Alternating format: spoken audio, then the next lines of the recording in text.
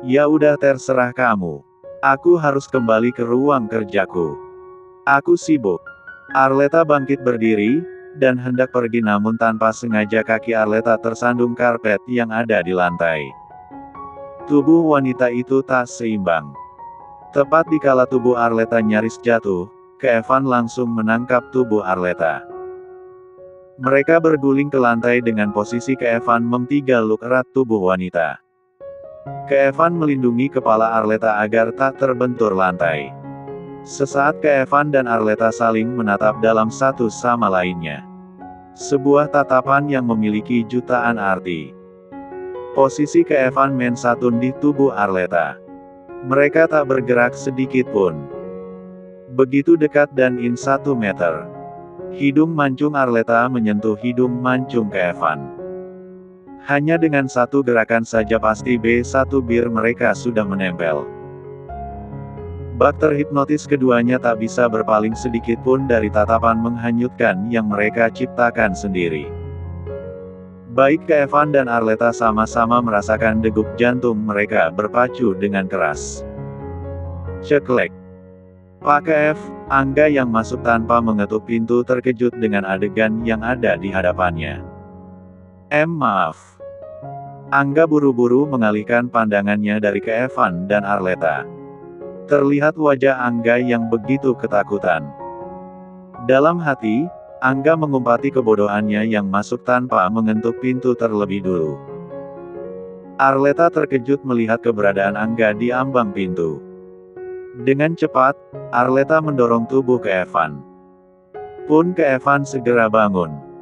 Lantas Kevan membantu Arleta untuk bangkit berdiri. Terpaksa Arleta menurut kala Kevan ingin membantunya berdiri. Kaki Arleta sedikit kesemutan. Jika tidak Kevan membantunya berdiri, sudah dipastikan Arleta tak bisa bangun. Tampak Arleta menjadi sedikit salah tingkah bercampur malu kala melihat Angga. Ada apa kau kesini, Angga? Seru Kevan dengan tatapan dingin pada asistennya itu. Angga menelan salivanya susah payah. Maafkan saya, Pak. Tetapi saya kesini hanya ingin memberitahu kalau Bu Nadira datang ingin bertemu dengan Anda. Kevan mengembuskan napas kasar. Pria itu berdecak pelan mendengar ibunya datang. Bukan tak suka tapi Kevan jengah kalau ibunya terus-terus membahas tentang perjodohan. Tentu alasannya karena ibunya itu ingin segera memiliki cucu. Padahal ibunya itu memang sudah memiliki cucu darinya. Hanya saja Kevan sengaja belum memberitahu pada kedua orang tua Nua. Jika dia memberitahu sekarang, maka besar kemungkinan pasti kedua orang tuanya akan mengambil Keanu dari Arleta. Dan Kevan tak mungkin membiarkan itu terjadi.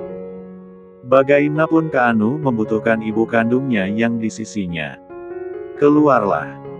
Aku akan menemui ibuku, ucap Kevan dingin dengan raut wajah tanpa ekspresi. Baik, Pak. Saya permisi. Angga menundukkan kepalanya, lalu pamit undur diri dari hadapan Kevan. Kita keluar sekarang. Ibuku sudah di depan. Aku harus menemuinya, tukas Kevan datar pada Arleta. Kita keluar bersama nggak apa-apa. Maksudku aku hanya takut kalau ibumu berpikir yang enggak-enggak tentang kita, ujar Arleta yang khawatir kalau ibunya Kevan akan berpikir negatif. Nggak akan. Ibuku nggak akan berpikir buruk. Kevan mengusap-usap kepala Arleta. Kita keluar sekarang. Ibuku sudah menungguku. Arleta menganggukkan kepalanya. Seketika hatinya luluh kala Kevan mengusap-usap puncak kepalanya.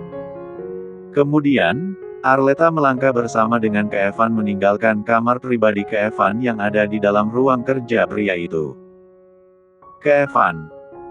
Kamu, Nadira mengerutkan keningnya melihat puteranya bersama dengan seorang wanita keluar dari kamar pribadi puteranya itu. Tampak raut wajah Nadira berubah.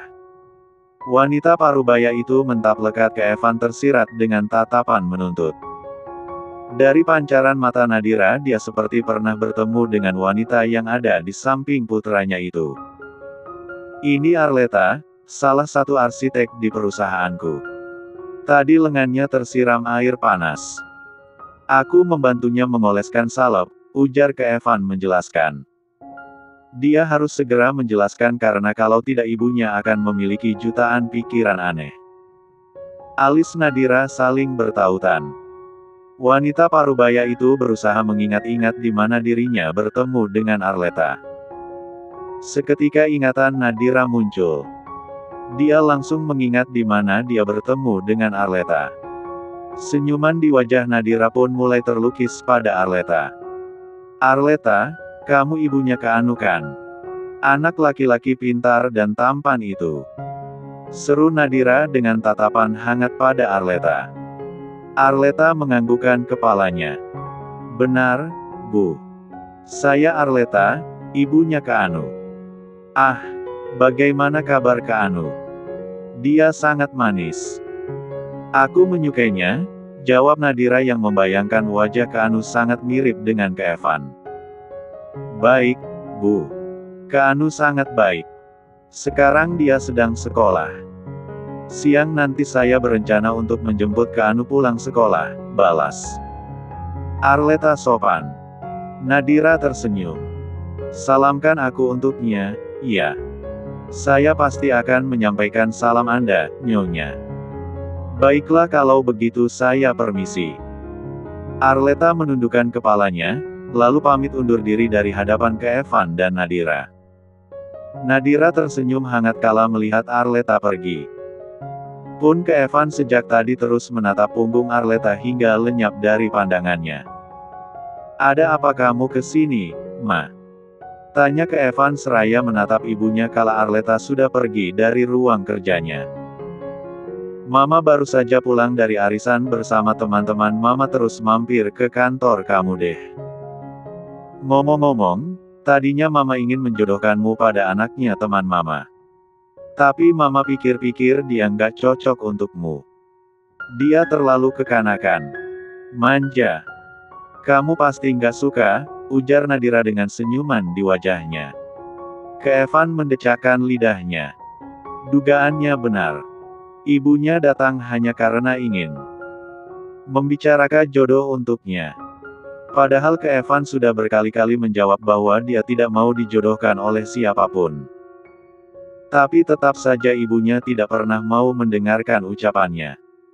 Ma, berhenti menjodoh-jodohkanku dengan anak temanmu. Aku bisa mencari wanita yang tepat untukku sendiri, tukas Evan dengan nada tegas dan penuh penekanan.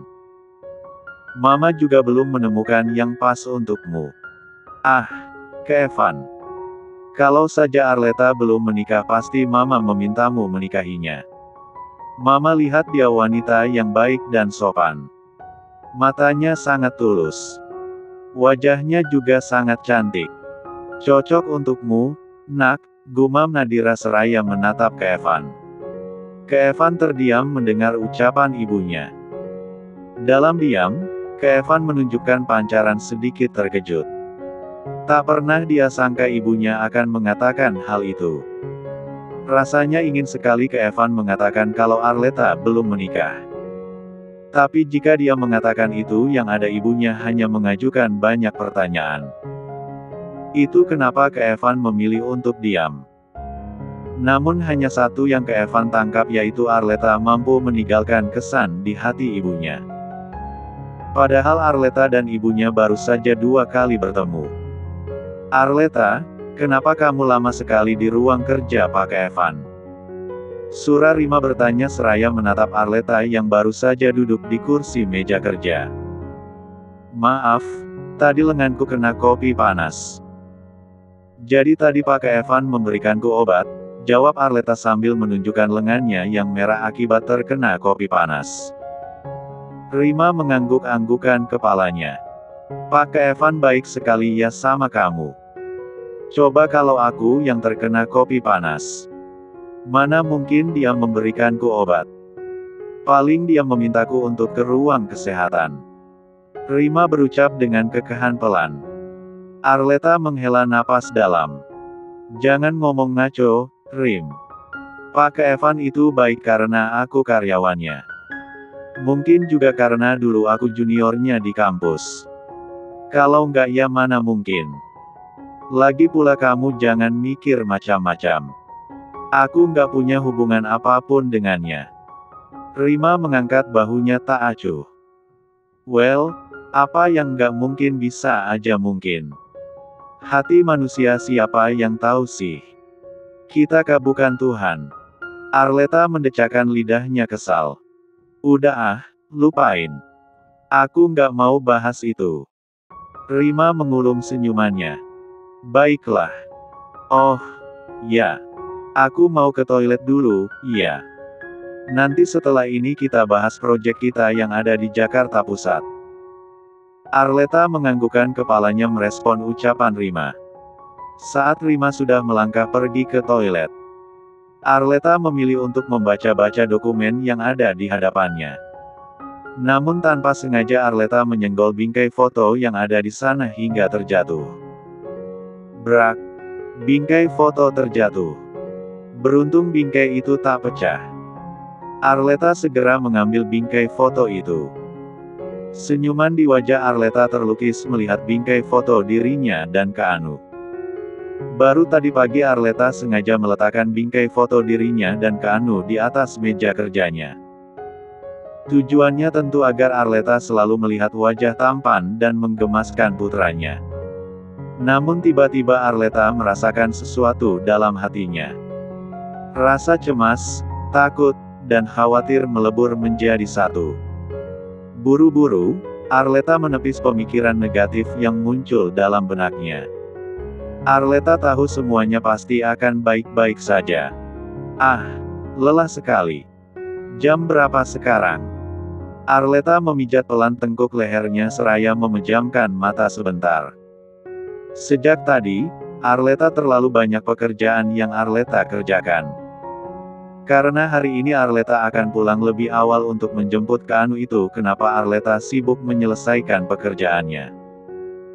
Arleta mulai mengalihkan pandangannya pada jam yang ada di layar laptop. Waktu menunjukkan hampir pukul 12 siang. Sekitar 15 menit lagi, Arleta harus segera jalan dari kantor untuk menjemput Kak Anu. Beruntung pekerjaannya untuk hari ini sudah selesai. Walau masih banyak tugas-tugas yang harus Arleta kerjakan, tapi paling tidak hari ini dirinya sudah terbebas. Arleta, kamu tadi bilang mau jemput Kak Anu di sekolah. Jam berapa kamu jemput Kak Anu? Rima melangkah menghampiri Arleta seraya membawakan 2 burger di tangannya. Lantas salah satu burger yang ada di tangannya itu dia berikan pada Arleta. Pun Arleta menerima burger itu sambil mengucapkan terima kasih. 15 menit lagi aku jalan jemput Kak Anu. Jawab Arleta memberitahu seraya memakan burger pemberian dari Rima. Rima mengangguk-anggukan kepalanya.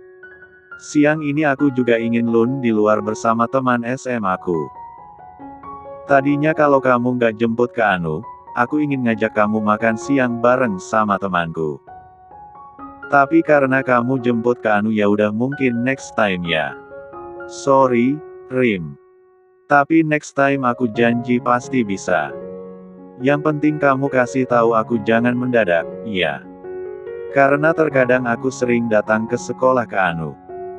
Entah itu menjemput atau ada acara di sekolah Kak Anu, ucap Arleta seraya menatap Rima. Rima tersenyum. Iya. Tenang aja. Aku paham. Ya udah, aku turun duluan, ya. Temanku udah nungguin. Anyway, nanti besok kamu datang lebih awal, ya. Aku ingin kita membahas proyek kita. Arleta mengangguk. Oke. Ah, ya. Tolong salamkan aku untuk temanmu, Rim. Iya, Arleta. Rima kembali tersenyum. Lantas wanita itu melangkah meninggalkan Arleta yang masih bergerning di tempatnya. Saat Rima sudah pergi, Arleta hendak ke pantry karena ingin mengambil minum. Namun, suara dering ponsel terdengar membuat Arleta mengurungkan niatnya. Wanita itu kini mengalihkan pandangannya pada dering ponsel miliknya. Arleta mengambil ponselnya itu dan segera melihat ke layar, namun seketika raut wajah Arleta berubah melihat nomor Melissa ibunya menghubungi dirinya. Selama ini memang Melissa beberapa kali menghubungi Arleta menanyakan kabarnya. Walau tak sering, tapi paling tidak ibunya pernah menghubunginya. Sungguh, Arleta benar-benar merasa seperti anak yang durhaka. Karena selalu ibunya yang menanyakan kabar. Sedangkan dirinya tak pernah satu kali pun menghubungi kedua orang tuanya. Bukan tanpa alasan, tapi hingga detik ini Arleta masih merasa tidak pantas. Arleta menghela napas dalam. Jika ibunya sudah menghubunginya, maka tidak mungkin Arleta tak menjawab. Detik selanjutnya, Arleta menggeser tombol hijau untuk menerima panggilan itu. Halo. Jawab Arleta pelan saat panggilan terhubung. Sayang. Kamu apa kabar, nak? Ujar Melissa dari seberang sana. Aku baik, Ma. Mama dan Papa apa kabar?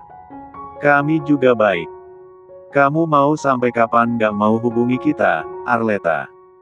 Apa kamu gak kangen sama Papa dan Mamamu? Arleta tersenyum rapuh. Matanya berembun dan nyaris mengeluarkan air mata. Tentu dia sangat merindukan orang tuanya. Hanya saja Arleta masih terlalu takut. Aku nggak mungkin nggak kangen Mama sama Papa. Tapi aku hanya nunggu waktu yang pas. Mudah-mudahan akhir tahun ini aku akan ke Bali bersama Kanu bertemu Mama dan Papa. Papamu pasti akan berusaha memaafkanmu dan menerima Kanu. Apapun kesalahanmu di masa lalu, kamu tetap anak Papa dan Mama. Datanglah, Arleta. Iya, Ma. Aku pasti akan datang membawa Kanu. Ya udah, aku tutup dulu ya, Ma. Iya, sayang. Kamu jaga diri baik-baik. Mama selalu mendoakanmu. Panggilan tertutup. Arleta meletakkan ponselnya ke tempat semula. Bulir air mata Arleta menetes kala baru saja menyudahi panggilan itu. Lagi. Arleta akan selalu lemah jika bicara pada ibunya. Selama ini memang Arleta tak pernah menghubungi kedua orang tuanya. Namun, Melissa selalu berusaha mencari keberadaannya. Dan setiap kali Arleta berusaha untuk menjadi kuat, dia pasti akan tetap lemah jika sudah bicara dengan ibunya. Benak Arleta memikirkan begitu banyak dosa yang dia lakukan. Selama 5 tahun ini, kedua orang tua Arleta memutuskan untuk tinggal di Bali. Usaha sang ayah pun ikut dipindahkan ke Bali. Pernah satu waktu, Melissa menawarkan Arleta untuk tinggal di Bali agar dekat. Tapi kala itu Arleta menolak. Arleta memilih untuk berjuang sendiri. Paling tidak Arleta ingin bertanggung jawab pada dirinya atas kesalahan di masa lalu. Dia menyeka air matanya. Tak perlu ada yang Arleta sesali. Karena semua ini adalah bagian dari kehidupan. Hidup tak selamanya manis. Pun hidup tak selamanya buruk. Kehadiran Kanu adalah anugerah terindah. Sumber di mana Arleta memiliki semangat hidup hanya terletak pada Kanu. Arleta membasuh wajahnya dengan air bersih. Matanya sembab abis menangis setelah tadi dirinya baru saja dihubungi oleh ibunya. Sesaat, Arleta mematut cermin. Dia meneguhkan hatinya dan menguatkan dirinya agar tak lemah. Sekelebat sesuatu muncul dalam benak Arleta, yaitu tentang Evan. Entah bagaimana respon Evan kalau tahu Kanu adalah putranya. Tapi, tidak. Buru-buru Arleta menyingkirkan pikiran di mana Evan mengetahui tentang Kanu. Sampai kapanpun Evan tidak boleh tahu tentang Kanu. Arleta mengatur napasnya. Wanita itu kini sedikit merias wajah demi menutupi matanya yang sembab. Lantas Arleta melangkah keluar dari toilet dan segera menuju halaman parkir perusahaan. Sudah waktunya Arleta menjemput Kanu. Dia tidak ingin putranya menunggu dirinya lama. Saat Arleta tiba di halaman parkir dan hendak menuju mobilnya, tiba-tiba langkah Arleta terhenti kala ada sosok pria yang menghalangi langkahnya. Tampak sepasang iris mata coklat Arleta menatap dingin dan tajam pria yang ada di hadapannya itu.